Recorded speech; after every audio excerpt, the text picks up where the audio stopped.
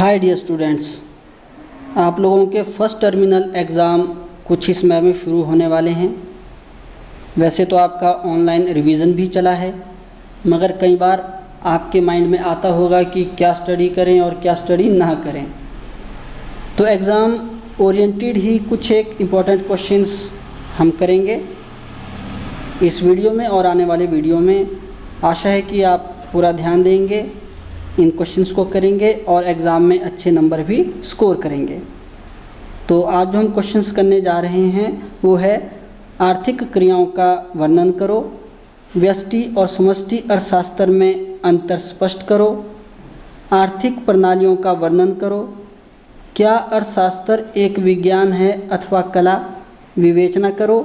और जो last question हम करने जा रहे हैं वो है अर्थशास्त्र की वास्तविक विज्ञान तथा आदर्शात्मक विज्ञान के रूप में व्याख्या करो। तो फर्स्ट क्वेश्चन है आर्थिक क्रियाओं का वर्णन करो। तो उत्पादन, उपभोग, निवेश और विनिमय ये आर्थिक क्रियाएं हैं। पहली आर्थिक क्रिया उत्पादन। यदि आप किसी ऐसे व्यक्ति से जिसे अर्थशास्त्र का ज्ञान नहीं है उससे भी यदि आप पूछते हैं उत्पादन क्या है, तो वह कहेगा किसी चीज़ को बनाना, निर्माण करना जो कि हमारे लिए उपयोगी हो और जिसके द्वारा हम अपनी आवश्यकता को पूरा कर सकें। तो उत्पादन क्या है? उत्पादन वह आर्थिक क्रिया है जिसके अंतर्गत आवश्यकता की संतुष्टि के लिए वस्तु या सेवा की उपयोगिता का सृजन अर्थात निर्माण किया जाता है। इसके बाद आता है उपभोग। अब उपभोग क्या है? उपभोग है किसी वस्तु की उपयोगिता का प्रयोग करना। किसके लिए? आवश्यकता की संतुष्टि के लिए। तो उपभोग वह आर्थिक क्रिया है जिसके अंतर्गत आवश्यकता की संतुष्टि के लिए वस्तु या सेवा की उपयोगिता का प्रयोग किया जाता है। उपभोग के बाद आता है निवेश, जिसे इंग्लिश में इन्वेस्टमेंट कहते हैं। अब निवेश शब्द भी आपके लिए नया नहीं है। निवेश शब्द सुनते ही लगता है कहीं पे व्यय करना, खर्चा करना। किस लिए? ताकि आगे और अधिक वस्तुओं तथा सेवाओं का उत्पादन किया जा सके या आय का सृजन किया जा सके। तो निवेश वह आर्थिक क्रिया है जिसके अंतर्गत वस्तुओं तथा सेवाओं के उत्पादन को बढ़ाने के लिए पूंजीगत पदार्थों जैसे भवन, मशीनरी आदि के स्टॉक में वृद्धि की जाती है। और इसके पश्चात जो आर्थिक क्रिया आती है वह है विनिमय, एक्सचेंज। विनिमय का अर्थ है लेन देन। तो विनिमय वह आर्थिक क्रिया है जिसके अंतर्गत वस्तुओं तथा सेवाओं का क्रय विक्रय किया जाता है।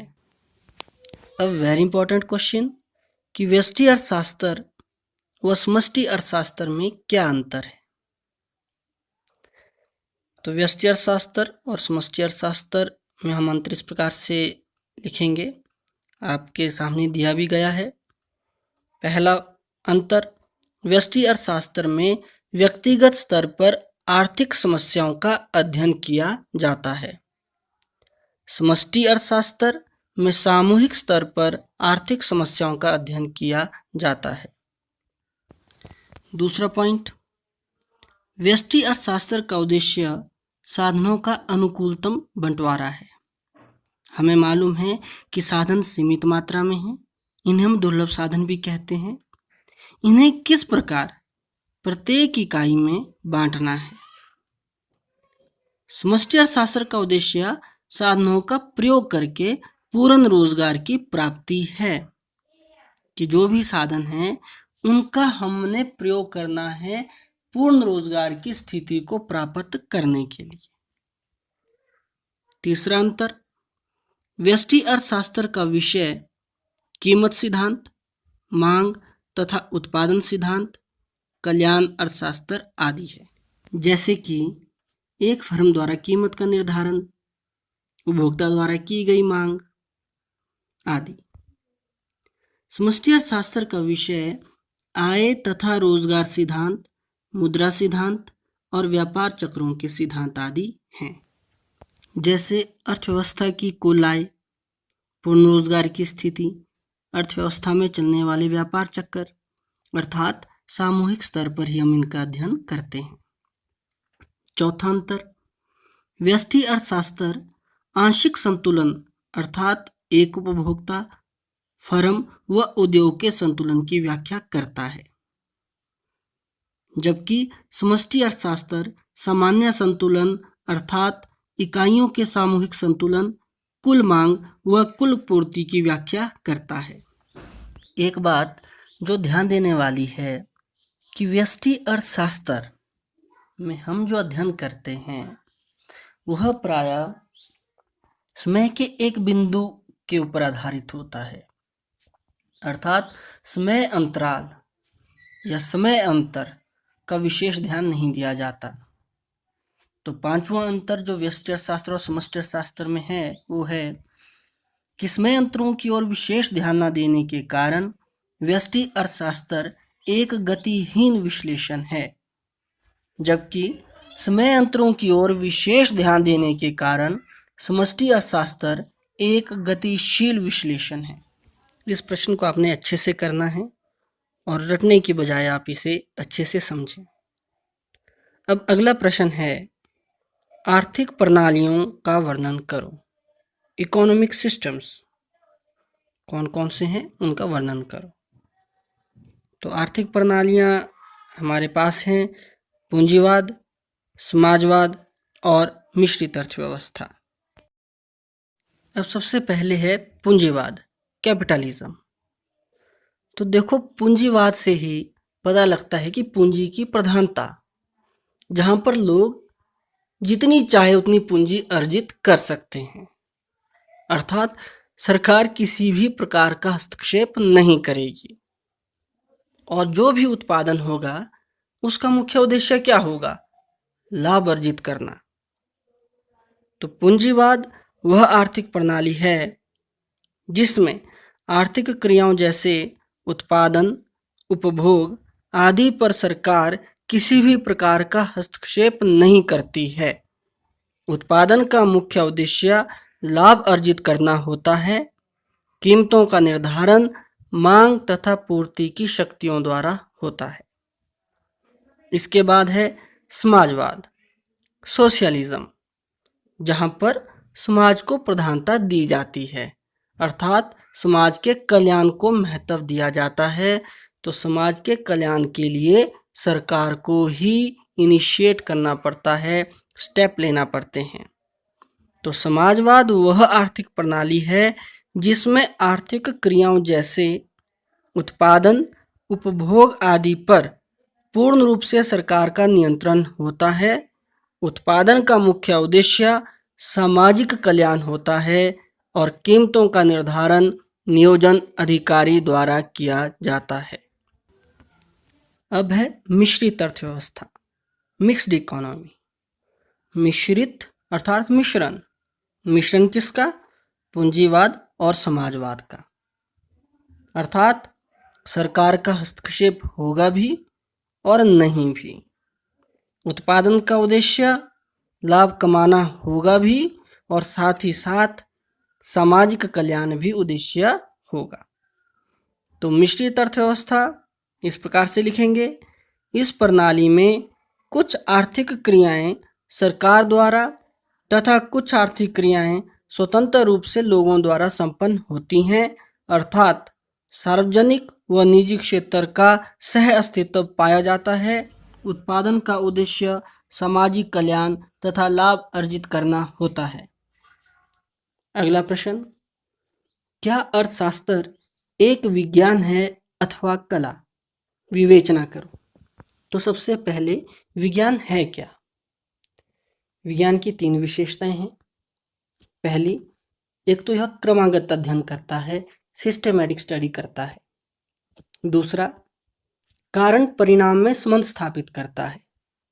जैसे 100 डिग्री सेल्सियस पर पानी को गर्म करने के कारण वह उबलना शुरू कर देता है। कारण क्या है? 100 डिग्री सेल्सियस पर पानी को गर्म करना, और परिणाम क्या है? उसका उबलना। और तीसरी विशेषता है कि विज्ञान की सत्यता की जांच की जा सकती है। जैसे पानी को आप गर्म करें तो आप देख पाएंगे कि जब उसने उबलना शुरू किया तब उसका तापमान 100 डिग्री सेल्सियस हो चुका था। तो इस प्रकार अर्थशास्त्र भी एक विज्ञान है, क्योंकि यह आर्थिक समस्याओं का क्रमागत अध्ययन करता है, कारण परिणाम में संबंध स्थापित करता है। जैसे वस्तु की कीमत कम होने के कारण उसकी अधिक मांग की जाती है, और इसके नियमों की सत्यता की जांच भी की जा सकती है सांख्यिकी के द्वारा। तो इसको हम इस प्रकार से लिखेंगे, अर्थशास्त्र विज्ञान के रूप में। अर्थशास्त्र एक विज्ञान है क्योंकि यह भी प्राकृतिक विज्ञान जैसे भौतिक विज्ञान, रसायन विज्ञान की तरह ही विषय का क्रमागत अध्ययन करता है, कारण परिणाम में संबंध स्थापित करता है। जैसे किसी वस्तु की अधिक मांग उसकी कम कीमत के कारण की जाती है, तथा सत्यता की जांच भी की जा सकती है। लेकिन प्राकृतिक विज्ञान की तरह अर्थशास्त्र एक निश्चित व सत्य विज्ञान नहीं है। इसकी निश्चितता व सत्यता के लिए हमें मान्यताएं लेनी पड़ती हैं, जैसे मांग के नियम की मान्यताएं। यह एक सामाजिक विज्ञान है। अब अर्थशास्त्र कला के रूप में। कला से आप क्या समझते हैं? आप कहेंगे मुझे पेंटिंग आती है तो यह कला है। आपका जवाब बिल्कुल सही है। कला इसलिए है क्योंकि आपको कलर्स की जानकारी है, पिक्चर कैसे ड्रॉ करनी है आपको उसकी जानकारी है।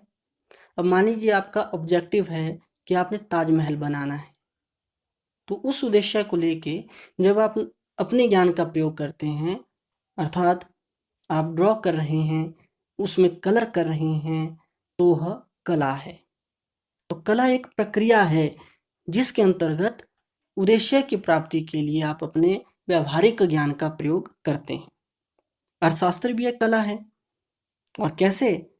आप मान लीजिए एक उपभोक्ता हैं, आपका क्या उद्देश्य रहता है? आपका उद्देश्य रहता है कि कम से कम व्यय करके अधिक से अधिक संतुष्टि प्राप्त करना। और इसके लिए आप जब भी बाजार में जाकर कोई चीज़ खरीदते हैं तो आप उसकी उपयोगिता को ध्यान में रखते हैं कि आपको उससे कितनी संतुष्टि मिलेगी, और साथ ही साथ आप उस वस्तु का मोल भाव करते हैं। तो वो भी एक आर्ट है, वो भी एक कला है। तो इस तरह से अर्थशास्त्र भी एक कला है, और इसे हम इस तरह से लिखेंगे, अर्थशास्त्र कला के रूप में। अर्थशास्त्र कला भी है। कला एक प्रक्रिया होती है जिसके अंतर्गत उद्देश्य की प्राप्ति के लिए व्यावहारिक ज्ञान का प्रयोग किया जाता है। जैसे एक उपभोक्ता का उद्देश्य न्यूनतम व्यय करके अधिकतम संतुष्टि प्राप्त करना होता है। इसके लिए वह उपभोग किए जाने वाली वस्तुओं और सेवाओं को क्रय करने से पूर्व उपयोगिता को ध्यान में रखते हुए मोल भाव अवश्य करता है। तो इस प्रकार यह प्रश्न हो चुका है कि अर्थशास्त्र एक विज्ञान है अथवा कला। विवेचना करो तो यह दोनों ही है, और आप इसे अपने शब्दों में भी लिख सकते हैं। अब अगला प्रश्न है, अर्थशास्त्र की वास्तविक विज्ञान तथा आदर्शात्मक विज्ञान के रूप में व्याख्या करो। तो सबसे पहले कि वास्तविक विज्ञान है क्या? तो वास्तविक विज्ञान वह है जो हमें वास्तव में जानकारी देता है, और इसकी सत्यता की जांच भी की जा सकती है। वास्तव में क्या जानकारी देता है? कि क्या है, क्या था और क्या होगा। तो अर्थशास्त्र भी एक वास्तविक विज्ञान है। इसको हम इस प्रकार से लिखेंगे, अर्थशास्त्र एक वास्तविक विज्ञान। वास्तविक विज्ञान वह विज्ञान है जो वास्तविक स्थिति को दर्शाता है, जैसे क्या है, क्या था, तथा विशेष परिस्थितियों में क्या होगा। अर्थशास्त्र भी एक वास्तविक विज्ञान है क्योंकि यह हमें बताता है कि आर्थिक समस्याएं क्या हैं, क्या थीं और आने वाले समय में क्या होंगी। इनकी सत्यता की जांच भी की जा सकती है। इसके पश्चात अर्थशास्त्र एक आदर्शात्मक विज्ञान। तो आदर्शात्मक विज्ञान क्या है? जो आदर्श स्थापित करे, जो सुझाव दे, जो क्या होना चाहिए के बारे में बताता है। तो अर्थशास्त्र भी एक आदर्शात्मक विज्ञान है और इसे हम इस तरह से लिखेंगे, आदर्शात्मक विज्ञान वह विज्ञान है जो सकारात्मक व प्रगतिशील सुझाव देता है, अर्थात क्या होना चाहिए। अर्थशास्त्र भी एक आदर्शात्मक विज्ञान है क्योंकि यह आर्थिक समस्याओं से संबंधित सुझाव देता है कि क्या होना चाहिए, जैसे निर्धनता को दूर करने के लिए अधिक रोजगार का सृजन होना चाहिए। तो ये थे आज के इम्पोर्टेंट क्वेश्चंस। नेक्स्ट वीडियो में मिलते हैं और इम्पोर्टेंट क्वेश्चंस के साथ। तो मिलते हैं अब नेक्स्ट वीडियो में, तब तक बाय।